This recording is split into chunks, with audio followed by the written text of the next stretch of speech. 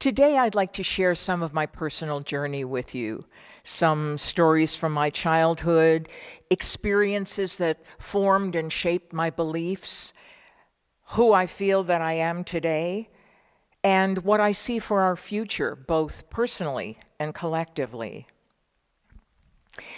As some of you know, I was born in Chicago.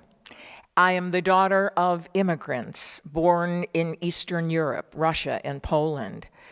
As I was growing up, I heard some rich and wonderful stories about the struggles that they went through, the overcoming that they experienced, their journeys from where they were to a land of freedom, to a land of opportunity, and a place where there would always be food to eat. There was another part of my childhood, though, that was ugly and very difficult for me. I was bullied and abused and beaten up quite frequently during my childhood and teen years because of my religion.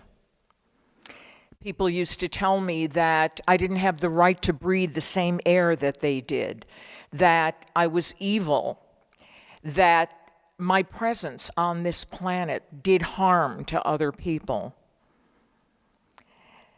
I had scars and bruises. My family was extremely concerned for me, but this was not new to them. That was what they had come from. They knew that there was religious persecution, and although they were deeply sorry that I was going to have to experience it, they also knew that doing something about it might make it worse. And so they didn't. They tried to keep me as safe as possible. They tried to make sure that I walked to and from school with friends and that I always kept in contact with them. And I knew how to handle myself in case of an emergency. Of course, out of every tragedy comes a powerful learning experience.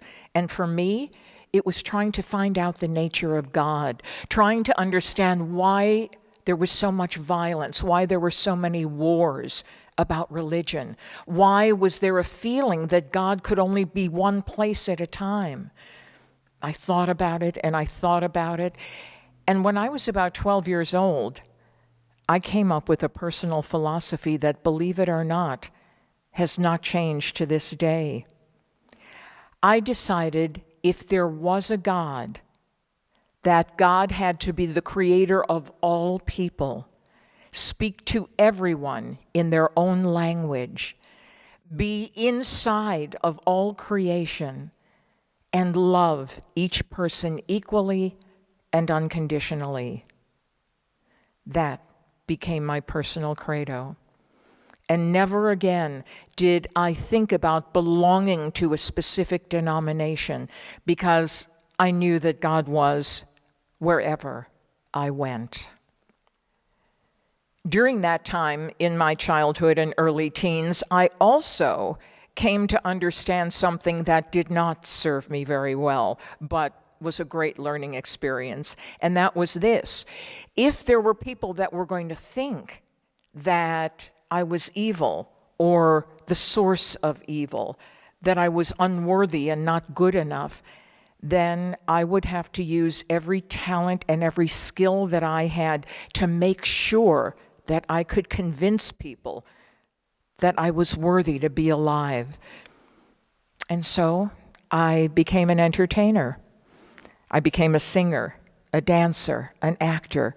I took classes all the time. I worked throughout my childhood, my early teens, and into my 30s. I worked hard. But I didn't realize until after the fact the damage that my attitude had on my self-esteem. I worked because I wanted to be good enough, because I wanted people to be impressed with me, not necessarily because of the love of the art. Of course I loved doing it. I enjoyed the applause tremendously. I loved rehearsing. I loved honing my skills. But if I didn't hear at the end of the night, that was a great job, I felt unworthy and just as bad as I had felt when The kids on my block called me unworthy and not good enough. I spent all those years trying to be good enough. And then one day, when I was in my mid-30s, I decided that there was much more to life than that. I decided that what I was thinking was not helping me, it was hurting me. I decided that I had to do something. This was the time when so many things were happening, women's movements and all kinds of coming out of a secret identity and allowing ourselves as women, as people, to be free. I felt that it was important for me to find a way to be free. And I knew it wasn't going to be in show business anymore, not as a career. I didn't have a family. I had been on the road for more than 20 years. I didn't really have a community or any of the wonderful values that I had learned and wanted and hoped for. I wanted to be a parent more than anything, but I had no time or opportunity to do that. And so I decided to make a change, but that wasn't so simple. Midlife crises are called crises because they require us to move from a place that we know to a place that we don't know, a place that we haven't tried before, a place that we hope is better, but that we really don't understand. We don't exactly know where we're going, but we know that we have to get out of where we are. And so I was back from the road. I had toured the Far East again. And I had come back from a tour in Tokyo, Kyoto, Taipei. The countries were beautiful. I had an amazing time learning about them, but I was tired and I was done. And I wanted to find a way to get to know myself, my real self, and to be worthy of enjoying life, even though I didn't have top billing. One day, I was thinking about this, and I remembered a lady that I worked with in Fiddler on the Roof when I had been in my early 20s. If anybody knows anybody who is this lady's daughter, granddaughter, or great-granddaughter, please let me know, because she had a profound effect on my life and never really knew it. Her name was Violet Lane. She was close to 70 years old when I met her. And her story was this. She had recently made a very special dinner for her family, her children, her grandchildren, made them all their favorite dishes. They had a lovely time, and at the end of the dinner, she stood up and said, "I hope you all enjoyed yourself, because this is the last dinner I'm going to cook for you for a long time. I'm going into show business." Of course, her family was totally shocked, and it was an incredible moment because although she had never been in show business, she had always loved it. And since she had been widowed and didn't really have any personal responsibilities that would keep her at home, she decided to fulfill her dream, and it didn't really matter to her how old she was or how young she was. She went to an open call in New York for Fiddler on the Roof, and she passed the audition. She became one of the villagers. She sang, she danced, she walked with the rest of the cast and did a beautiful job. However, one of the most important things that she did for me was one day she decided that we should all go to her New Thoughts Center. It was a place in Las Vegas. We actually were playing Las Vegas for 6 months. We did 2 shows a night, 7 nights a week at Caesar's Palace, and we were very busy people. However, on Sunday morning, she took us to a spiritual center, New Thought, and I looked around and I felt at home.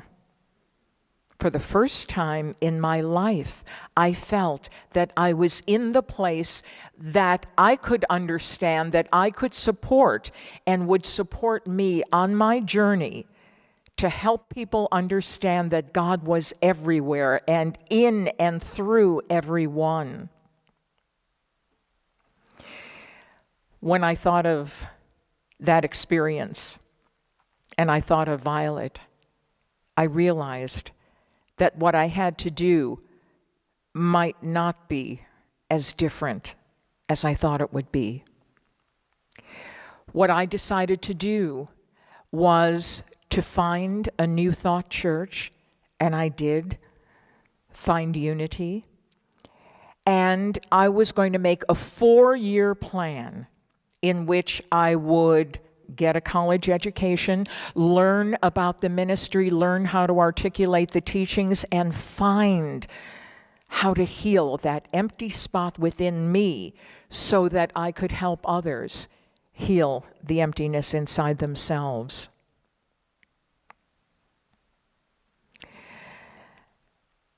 I went to Unity School in Lee Summit, Missouri. I studied for 2 years in the ministerial program. I was hired as an instructor. I became the chairperson of the metaphysics department, and I loved every minute of it. Even the parts where I had to drag aspects of my shadow out of me that didn't want to come out, even those experiences were some of the most important I've ever had. They talk about the hidden curriculum in ministerial school, but there's a hidden curriculum in all of life. There is a reason underneath the reason that we think of for why we do what we do. And so those years for me were tremendous. I loved teaching. I was never that crazy about meetings, but I loved teaching. Also, there was something that came through to me after about 5 years of teaching on the staff, and that was that I wanted to do what I was teaching the ministerial students to do. I wanted to go out in the field and experience how these teachings work with people who have never studied them. I loved, and I still love, teaching teachers, but I also love watching people's eyes that are opened for the very first time with the realization that there is beauty in every soul and light and love within themselves, no matter how many mistakes they've made. Have I healed myself? I would say in many ways I have. Do I still make big mistakes? For sure. Do I still act first and think later and say, oh, if I had only realized this ahead of time, I would have done something differently? Or if only I would have seen that this was the same experience I had before, only it was with different people and in a different location. Of course that still happens, because I am growing and learning and wanting very much to help others see that life is a process. It's an ongoing process. It doesn't have a destination. The destination is within us, and learning to accept ourselves with our faults and our virtues is a glorious opportunity to feel the ever-present love of God while we are going through our challenges, not as a reward for having done them well. See, this is not show business anymore. This is not show business. In the old days, I used to do what I did and try to do it so well that I would get the applause from others, and I would know that I was good enough for that moment. This isn't like that. This is learning to know that we are good by nature, that we are acceptable, that we are loved unconditionally through our mistakes, through our blunders, through our tragic times, through times when we don't feel good enough. To feel that love of the one ever-present Creator, that is the essence of unconditional love. That is what I teach now. The journey. My dream of having a child came true, and I have an amazing 21-year-old son named Matthew J. Evans, who is an actor, a filmmaker, a writer, a fine musician, and gratifies me with his peace activism every day of my life. He made a film, A Quest for Peace, Nonviolence Among Religions, that featured Arun Gandhi, whom I invited here because I needed some uplifting. I needed to see more than just the wars and fightings going on. I needed him to be here to lecture to us, to share his goodness with us, and to give me hope for the future. Well, he did the film with Matthew. Matthew ended up at the United Nations receiving the Art of Making Peace Award for his film. And because of that inspiration, I felt that I too could write about what I had learned all these years and what I was hoping to continue to improve on and to master. And that's a book called The Evolving Peacemaker, A Commitment to Nonviolence. I'm so grateful that it has a foreword by Arun Gandhi, who felt that it exemplified his grandfather, Mahatma Gandhi's teachings enough so that he would support us by writing a foreword. This is better than applause, much better. This is deeper and more enduring, because this is a work that came from my heart and that came from my soul, and it came from a tremendous desire to help other people understand that this life is an ongoing process. We are evolving peacemakers. It's more than just an activity to take into conflict resolution. It's a way of life, a way that we treat ourselves, a way that we embrace ourselves, flaws and all, so that we have the strength and the compassion to embrace others. What do I see for our future as a planet? I feel that we are going to come together. I feel that we are going to heal the polarization that we've experienced for a very long time. I feel that we are going to be guided by our deepest wisdom to find ways to communicate with one another, especially with those with whom we disagree. I do believe that we are going to take that next step, and after that, be willing to take another step and another. It will be a synergy. It will not be a pendulum swing. It will not be history repeating itself all over again in a culture of violence. It will be love finding itself through the embracing of our own humanity and our willingness to share our vulnerability with others. I'm still working. Some days people are pleased with me, some days they're not. I know a number of character flaws that I'm working on healing, but my goal is to no longer spend half my time hating myself for having those flaws. It's about accepting what is without blame or shame, and taking steps to heal, to transform, and to love. God bless you all. And thank you for listening to this part of my story.